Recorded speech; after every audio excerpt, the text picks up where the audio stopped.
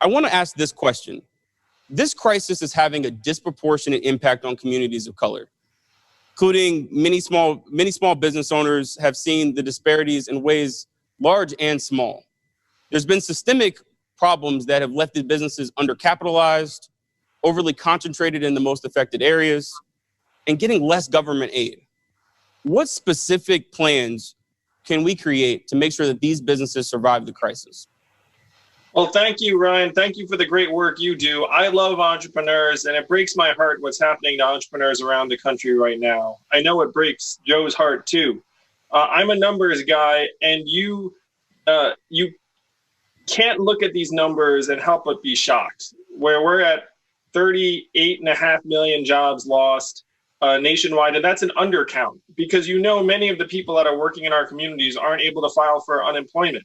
And that burden falls most heavily on small businesses, communities of color. If you look at who has been able to access the payment protection program for small business, quote unquote, small businesses, 90% of minority-owned businesses have not been able to access those billions of dollars. So Joe has very concrete plans to help balance it out. Those are my boys. That's one of the fun things about the quarantine. So Joe has really firm commitments to try and double or even more the level of resources that are going to minority-owned businesses. The Obama-Biden, very aptly named, the Obama-Biden small business tax credit, funding to CDFIs, which are our community development financial institutions that are awesome at actually finding businesses that need money in communities that aren't getting served by like the Wells Fargos of the world. I'm probably now like in trouble for making fun of Wells Fargo, but whatever. So the plan is to get money into communities where we'll actually reach our families and particularly small business owners. We have to do a lot more for small businesses. And we have to face facts that many of the jobs that we've lost right now are not coming back. And that's like a very, very hard truth. But you're in Georgia, and Georgia has reopened. So theoretically, everything should be like right back to normal, right? Of course, that's not the way it works. Like, we're human beings. We're not light switches. It's not like when the government says reopen, we're all going to like rush back out to the nearest theater or restaurant or bar. So Joe and like, not to make it a binary choice, but you have to reflect, who do we believe is going to be looking out for small businesses and minority communities around the country? Is it Donald Trump or Joe Biden? Like, that's literally what we're faced with. It's literally either going to be one of those two choices. And I've seen Joe's plans. They're exactly what we should be doing to try and get money into the hands of minority-owned businesses and small businesses around the country. I'm passionate about it. We've got to win for the sake of our communities. And it breaks my heart that the folks who are most able to access government aid are the best connected, the ones with the private bankers, the ones who can just like pick up that phone and say, hey, like, I hear there's some government money available. You think about that food truck operator, that nail salon, like, do they have a banker they can call? Probably not. And so that's why 90% of the minority-owned businesses have been left out in the cold. And that's what we need to change. I'd love to introduce, and this is another leader that has done profound work, the floods in Michigan. I want to give a brief moment to just acknowledge some of the things that are going on in that state and the devastation, frankly, that many are facing. But we have the privilege of welcoming Lieutenant Governor of Michigan, Mr. Garland Gilchrist, to this conversation. And Mr. Gilchrist, are you with us? I'm here. Hi, Ryan. It's good to see you. Thanks so much for being here and participating in this conversation. Thank you, Ryan. And I want to thank Andrew. I want to thank the Biden team for welcoming me to this conversation. This is critically important on so many levels as we face so many challenges as a nation and as a people. Certainly, the state of Michigan has been hard hit by COVID-19. We've been one of the hardest hit states actually in the country. Yes, we also had a once in 500 year flood happen here in mid-Michigan 3 days ago. We also have had wildfires, which are a rarity in the state of Michigan, actually pop up last night. So we, the people of Michigan, have had to demonstrate their resiliency in ways that perhaps we haven't had to, certainly in a lifetime's worth of years. But I think when we're talking about the question that you posed earlier, when it comes to this differentiated impact of this particular pandemic on entrepreneurs and business people of color and who are doing business in communities of color, we have to recognize, first of all, what our economy is truly about. And our economy really is about our people at the beginning and the end of the day. And the fact that people's confidence is really what drives this. And that's what drives the entrepreneurs to have the will and the determination to be confident that they can actually start a business. But we're going to need partners. Businesses need support. And that's not just support from one another. Need support from financial institutions that are willing to build relationship and not willing to only invest in relationships that they had before this pandemic. And that's what we saw from the Paycheck Protection Program. What we need to do is design economic policy that is truly responsive to the needs of community leaders and entrepreneurs, that recognizes that different people have different needs and different interests. Every entrepreneur of color does not have a lending relationship with a bank, but that's what that program is really based upon. But you might have a bank account or you might not. So we really need to think about instead being more responsive. And that starts with having business people of color at the table of decision making when we're deciding on economic policy. And if there's one thing I know about Vice President Biden, is that he knows how to bring people from diverse life experiences together to help decide and chart the best path forward. And that's why I'm so confident in his leadership, why I was proud to support him for President of the United States. We actually in Michigan had the privilege of having the last normal presidential campaign rally on March 9th. Of this spring, the day before actually we had our first confirmed coronavirus case here in the state of Michigan. So I'm proud to be here and participate. And this is an important conversation. And I've tried to take a leadership role in the state of Michigan to address this. And I'm looking forward to working with President Biden to do it for the long term. President Biden, that's a nice ring to it, Garland. Absolutely. Absolutely. So, if I can keep us moving here in the conversation, because I do have a question for you, Andrew, and I appreciate your leadership and your example as a person who's a fellow technologist. Y'all don't know I'm a software developer by training, and I appreciate Andrew's passion for technology and innovation. That's really where this next question comes from. As Lieutenant Governor and in the previous part of my career as a software entrepreneur myself, I spend a lot of time thinking about how technology and about how this innovative spirit can really help people in very practical and tangible ways. And I think in this pandemic response, we need to think about the opportunities presented by technology and just innovative thinking. So Andrew, I'm curious about your thoughts as to the ways that we can harness these two movements, these two big sets of ideas to solve the problems that people are facing right now.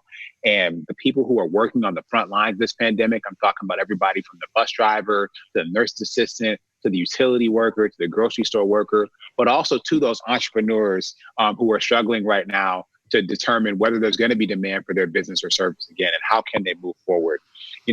These stories are not often heard, but they are been laid bare now in a way that they've never been. And so I'm just curious, what do you think we can do, and how can we harness technology in this critical moment in our history? Well, thank you for your leadership in Michigan and beyond, Garland. And I love talking to government leaders who are technologists. To me, we have to focus on the immediate concerns, which are delivering PPE into the hands of our frontline workers. And there have been a lot of inefficiencies there. It's really upsetting, where instead of having a national procurement strategy and like an organized supply chain, it's been this massive competitive debacle where, Michigan and Louisiana and New York State are all like trying to bid for gear for their people. And then the federal government is outbidding various states in various ways.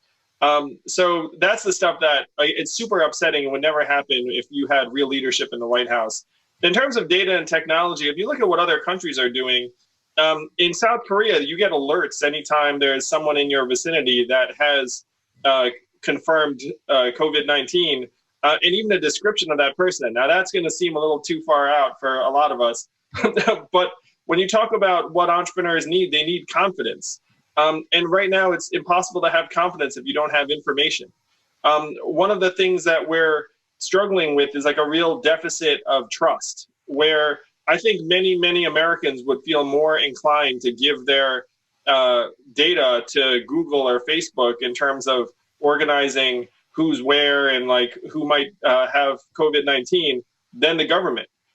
And so we're late years behind a place like South Korea in terms of being able to provide citizens the assurance that we know what's going on where you are, and if you go to the market or to the mall or wherever, you're going to be fine. So that's the missing piece, and a lot of that data can come from testing. So it's all tied together. It's like in order for technology to really do its work, we need better information. And to get better information, we need better testing. And to get better testing, we need protected healthcare workers. We need PPE. So it's all like a chain. And unfortunately, this president has fallen short in delivering even the basics that would enable us to benefit from some of the technologies that we should be using. Andrew, I appreciate that. And I want to acknowledge here for folks in this conversation, Andrew has been a leader in working to help deliver PPE to different parts of the country. And he actually conspired to help us get some PPE to some frontline workers here in the city of Detroit, where I'm speaking with you from right now. So I appreciate that. I just want to lift up one more point on data and information and why it's so critical. You know, not only can we not understand a problem if we don't have the data and information about it, but we also can't respond to something. And then the last piece is people can't trust what they can't see. And that's why we need transparency and accountability in government. So we've been trying to work on this certainly in the state of Michigan. And this is exactly the kind of leadership that we need from the federal government. And the feds turn a blind eye at things they don't have data about. And that's why, again, the vice president's approach has always been looking at the facts on the ground, having the infrastructure to collect data and information so that we can thoughtfully, conscientiously, and quickly respond to the challenges that we're seeing in every part of the country. And that's exactly what leadership looks like. It doesn't look like, you know, the president did yesterday when he was here in the state of Michigan, attempting to take credit for the innovation of Ford Motor Company when they switched over their production facilities to make ventilators. Instead, they stepped up, they stood tall, and they did what they needed to do. And that's the kind of leadership that we need. I'd like to introduce one more voice into the conversation, and that's Marissa Shipley. She is a freelance coordinator in the film industry and also the vice president of her union. Welcome, Marissa. Thank you so much for having me. Thank you for that wonderful introduction, and Mr. Yang and the Biden campaign for inviting me. I am a freelance art department coordinator. I work mostly in TV, so I've worked on shows like Vita, and I was on the show Grace and Frankie when all of this happened. So on a Thursday evening, we were told that was our last day of shooting for the foreseeable future, and I spent Friday alone in an office that was normally packed, silently crying at my desk with the sheer overwhelming emotion of not knowing what's happening and trying to finish as much work as I possibly could.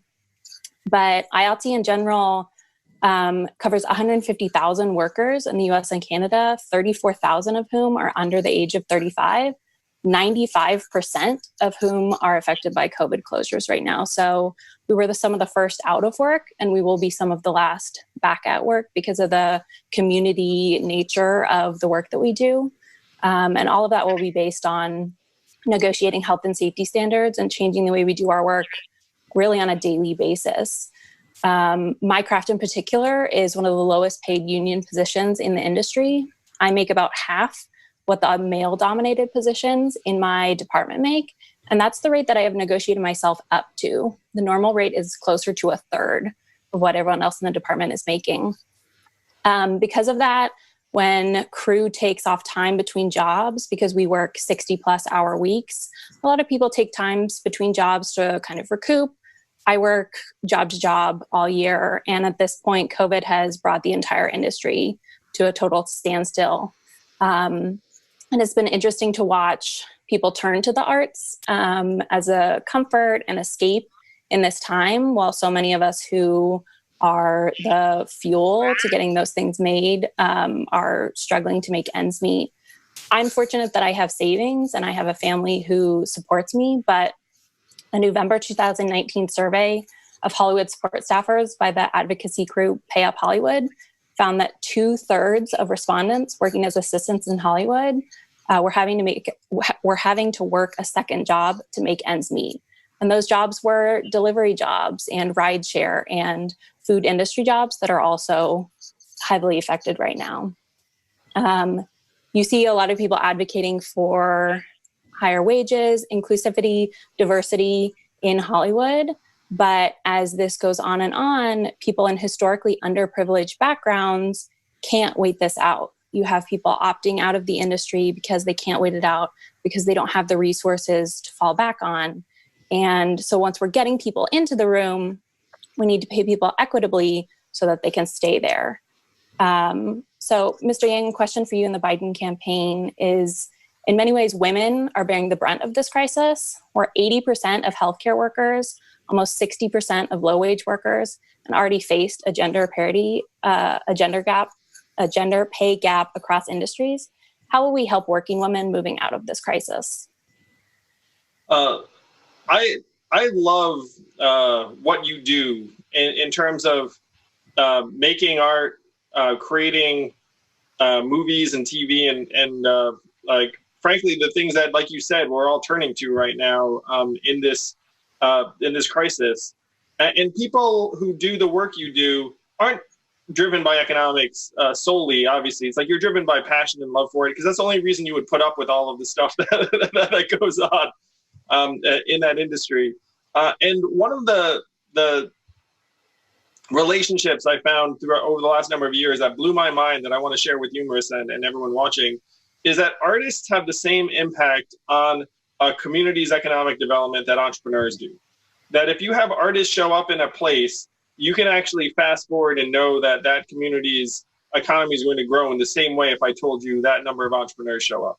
And that blew my mind the first time I saw that relationship, actually, like that's been studied. This is economics. But then it made sense to me, because it turns out that artists and entrepreneurs are essentially cut from the same cloth. They have a vision, they see what could be possible. And people who work in creative endeavors are entrepreneurs through and through, where you look up and say, I have a vision for this show, this video, and then you make it happen, and then you just move right on to the next one. And you're completely right that people aren't going to be able to take those kinds of risks unless we do a lot to support individuals and families and the arts in every way we can.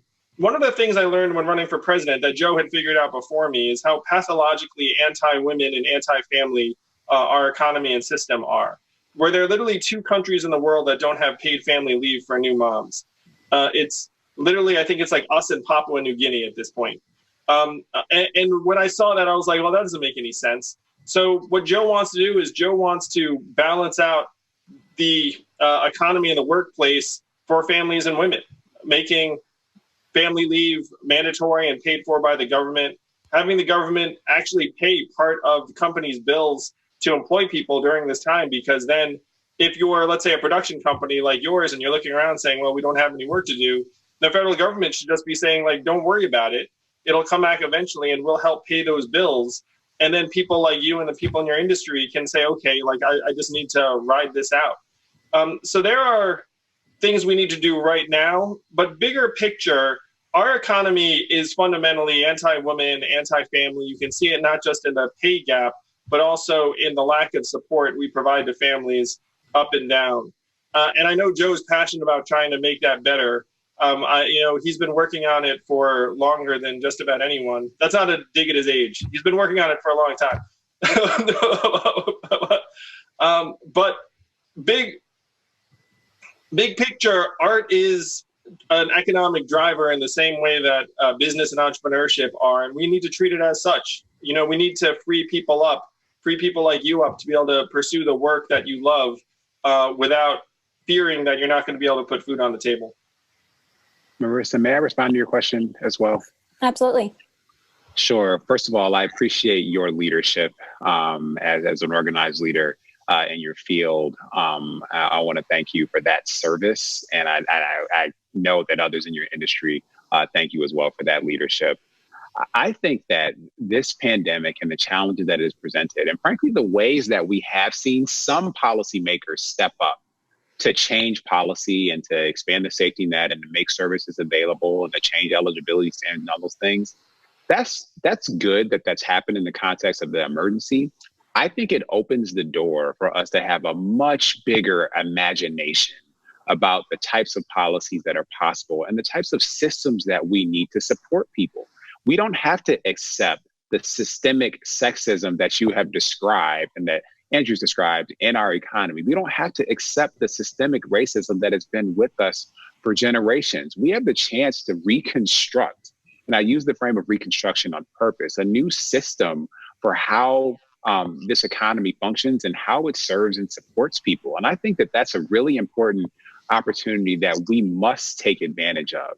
If we step up to the moment, we can recognize that we have an opportunity to radically change the representation in our leadership, to radically change the people who make the decisions and make the choices about how these systems function, design, and how they work. When we had Reconstruction in the United States, we saw a radical change in the participation in terms of who were our leaders. And I think that's an opportunity for us to recognize that we only have this disproportionate impact on women because we need to empower more women to be in leadership. We need to create more space for that and to make sure that the systems for how we select leaders and decision makers do not have inherently sexist bias built into them. And so I think this is the opportunity that we have to take advantage of. And we're going to get better policy for it. We're going to get better programs for it. People are going to be better served by those institutions that are reconstructed with this in mind.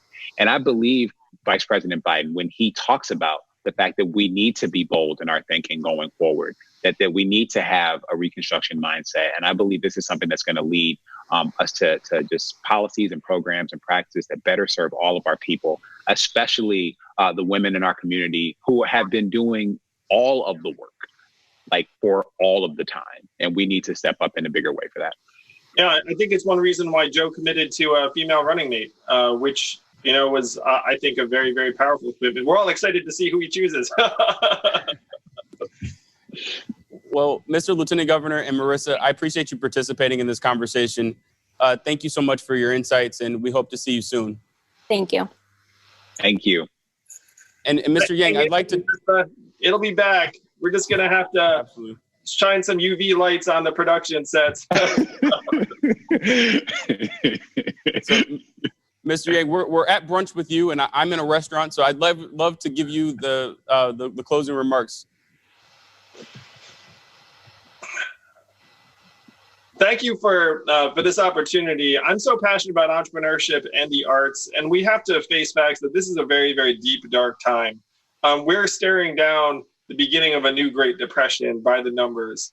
Again, 38 million jobs that we know of that are lost. 42% of those jobs are gone for good. That's 16 million. I'm the math guy. I have the pin. So that's 16 million jobs gone. The Great Recession cost us 8.8. So you're looking at essentially twice the Great Recession in perpetuity moving forward, if we're lucky, and 58% of the 39 million jobs come back. So to Garland's point, and we all know who suffers the most when times are tough. It's people of color, women, people that are being marginalized before the fact. And then when times get rough, the majority of the aid and the funds and the loans head towards people who are the best connected, which doesn't correspond to women or minority-owned businesses. So the only silver lining here is what Garland suggested, is that we have to be able to think really big thoughts and make very, very big plans of as to how we can reorganize our economy to be more just for everyone. That is the only thing that, to me, because like one of the things that happens in our society is like things are bad and then we're like, well, it's okay because this good thing will come out of it. That good thing will not come out of this catastrophe unless we make it happen. And the only way we're going to make it happen is if Joe Biden defeats Donald Trump in the fall, and then we can get to the work rebuilding this country from the ground up so it works for everyone.